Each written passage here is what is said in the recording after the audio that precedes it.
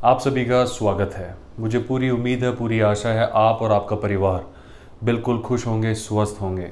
आपके messages, emails में हमें दिख रहा है कि काफ़ी लोग पैनिक में इस वक्त, ख़ास तौर से वो जिन्होंने एप्लीकेशंस लगाई हुई हैं या जो लगाने वाले थे। किसी की फ़्लाइट बुक हो रखी है, किसी की अपॉइंटमेंट आ रखी है। कुछ लोग जानना चाह रहे हैं कि इस वक्त भी कहीं का वीज़ा ऑपरेशंस ओपन है। कुछ लोग जानना चाह रहे हैं फ़्लाइट्स कहाँ की ओपन है, और कुछ जाना चाह रहे हैं कब जाएं, कब ना जाएं, ट्रैवल कब का दिखाएं। मतलब काफ़ी पैनिक है और हमने कुछ समय का ब्रेक भी लिया था। हमने ये सोचा था कि थोड़ा सा सिचुएशंस जो है थोड़ी सी नॉर्मलाइज हो जाए। तो मैं आपको इस सभी सवालों के जवाब देना चाह रहा हूँ। सबसे पहले फ़्लाइट्स की बात करते हैं। फ़्लाइट्स काफ़ी सारी कंट्रीज़ की अभी ओपन है, लेकिन बहुत सारे देशों ने ऑलरेडी ट्रैवल रिस्ट्रिक्शंस लगा दी हैं फॉर द मंथ ऑफ मई, यानी अभी से ही, बल्कि इमीडिएट इफेक्ट से भी।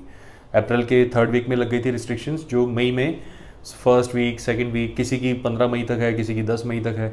ऐसे रिस्ट्रिक्शंस जो हैं उन्होंने लगाई हुई हैं कि इस समय के लिए यहाँ से आने वाली फ़्लाइट्स, इंडिया से आने वाली फ़्लाइट्स को हम लोग रोक रहे हैं। जिसमें अनाउंसमेंट की थी यूएस ने, उन्होंने पहले ट्रैवल एडवाइजरी रिलीज़ की थी, फिर उसके बाद रिस्ट्रिक्शंस लागू की। रिसेंटली ऑस्ट्रेलिया ने भी ऐसे ही किया है। यूएई ने भी पहले ये अनाउंस कर दिया था, लेकिन यूएई ने कहा था अगर आप आते हैं तो मैंडेटरी क्वारंटीन में हम लोग भेजेंगे। उसके अलावा अलग अलग देशों ने अलग अलग अपनी सिचुएशंस को अनाउंस किया हुआ है। मैं आपको एडवाइस करूंगा, किसी भी पोर्टल में जाने से अच्छा है आप उस एयरलाइन की पर्टिकुलर वेबसाइट पे जाएं। फॉर एग्जांपल आप एयर इंडिया की हम बात कर लेते हैं। एयर इंडिया आपने बुक करना था तो एयर इंडिया की ऑफिशियल वेबसाइट पे जाके ही डेस्टिनेशन और डेट पे चेक करें। उसके अलावा सारे रूल्स एंड रेगुलेशंस अच्छे से चेक करें बुक करने से पहले। देखिए, हो सकता है कि फ़्लाइट के आगे रिफंडेबल लिखा हो, लेकिन हमने पहले भी ये बताया था आप लोगों को, और हम खुद भी ये चीज़ नोटिस कर रहे हैं कि अगर बाय चांस ऐसा कोई सर्कमस्टांस बन जाता है कि आपकी फ़्लाइट कैंसिल हो जाती है या आपको कैंसिल करवानी पड़ती है, उस केस में रिफ़ंड में डिले आ रहे हैं एयरलाइंस की तरफ से। तो आपका अगर प्लान बिल्कुल डेफिनेट है, अभी रिसेंटली बहुत जाना ज़रूरी है, इमरजेंसी है, तो ही ट्रैवल करें। अदरवाइज़ मैं आपको पर्सनल एडवाइस पूछे तो मैं आपको जून ही बोलूँगा। मैं आपको बल्कि मई का 3rd या 4th वीक भी नहीं बोलूँगा, मैं आपको जून ही बोलूँगा कि जून से पहले अपने ट्रैवल प्लान्स को अभी ऑर्गेनाइज ना करें। दूसरा क्वेश्चन था कि कौन कौन से देश हैं जिनके वीज़ा अभी भी ओपन हैं। लॉन्ग टर्म वीज़ा अधिकतर देशों के अभी भी ओपन हैं, जिसमें स्टडी वीज़ा की एप्लीकेशंस भी हैं, वर्क वीज़ा की एप्लीकेशंस भी हैं, फैमिली वीज़ा भी है। ये सभी ओपन हैं, बट उनकी जो डेट्स हैं, यानी जो अपॉइंटमेंट डेट्स हैं, वो थोड़ा आपको हो सकता है कि इमीडिएट बेसिस पे अभी की ना मिले, वो थोड़े आगे की आपको मिलेंगे। अब ऐसे कौन से देश हैं जिनके शॉर्ट टर्म वीज़ा अवेलेबल है या टूरिस्ट विजिट कैटेगरी के अवेलेबल हैं। यूके की विंडोज़ अभी भी ओपन है, बट अपॉइंटमेंट में आपको डिले मिल सकता है। सिमिलरली यूक्रेन ओपन है, रशिया अभी भी ओपन है, जबकि रशिया ने अनाउंस भी किया था, बट अपॉइंटमेंट में डिले हो रहा है वहाँ पर भी। तो अगर आप रशिया अप्लाई करना चाह रहे हैं तो अभी वेट कीजिए। उसके अलावा साउथ अफ्रीका, जिन्होंने अनाउंस किया था कि अभी भी ओपन है, बट ऐसा देखने को मिल रहा है कि वहाँ पर जब एप्लीकेशंस डाली जा रही हैं तो वो भी आगे की डेट दे रहे हैं, इमीडिएट बेसिस की नहीं दे रहे हैं। ब्राज़ील ने लॉन्ग टर्म अनाउंस किया था, बट वो भी एज ऑफ नाउ इसी चीज़ को कह रहे हैं कि आप अपॉइंटमेंट आगे की लेकर जाएँ। कोलंबिया अभी भी ओपन है, जो सर्टेन कैटेगरीज़ को अभी भी एंटरटेन कर रहा है। और उसके अलावा यूएई यानी दुबई के वीज़ा अभी भी मिल रहे हैं, जिसमें ट्रैवल डेट्स आपको आगे की दिखानी पड़ेगी। टर्की, इजिप्ट, कंबोडिया, ये देश जो है इनकी भी वीज़ा एप्लीकेशंस ओपन है, बट ये है कि वही आपको विंडो पे, अपॉइंटमेंट पे थोड़ा सा टाइम लग सकता है। तो आपको लग रहा है कि मैं अभी अप्लाई कर देता हूँ क्योंकि मुझे जून में तो जाना है ही, तो उसके लिए ये सारे देश हैं जो मैंने आपको बताया जहाँ पर आप अप्लाई कर सकते हैं। क्रोएशिया भी ओपन है, क्रोएशिया भी एप्लीकेशन एक्सेप्ट कर रहा है, बट अगेन अपॉइंटमेंट आपको आगे की मिलेगी।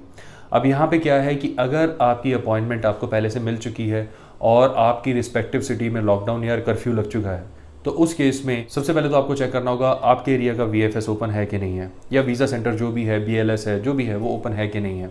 उसके बाद ही अगर वो ओपन होता है तो वहाँ से अपॉइंटमेंट लेटर लेके, सारे डॉक्यूमेंट्स लेके आप जाएँ, ताकि अगर रास्ते में कोई ऑफिसर आपको रोके तो आप उनको शो कर सकें, राइट। तो सबसे पहले जाने से पहले आपको ये चीज़ यहाँ से वेरीफाई करनी होगी। अगर आपने किसी कंसल्टेंट की इसमें हेल्प ली है अपनी एप्लीकेशंस में, तो ये चीज़ आपके कंसल्टेंट आपके लिए कर देंगे।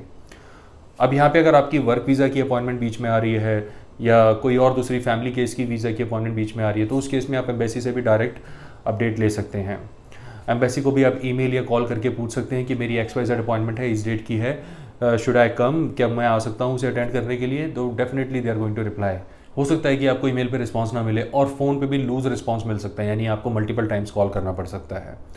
एक्चुअल में up to like mid of April तक चीज़ें काफ़ी हद तक नॉर्मल थी। ऑल ऑफ ए सडन ये एकदम से ही ट्रेजेक्ट्री ऊपर हो गई, ऑल ऑफ ए सडन, रातों रात जिसे कहते हैं।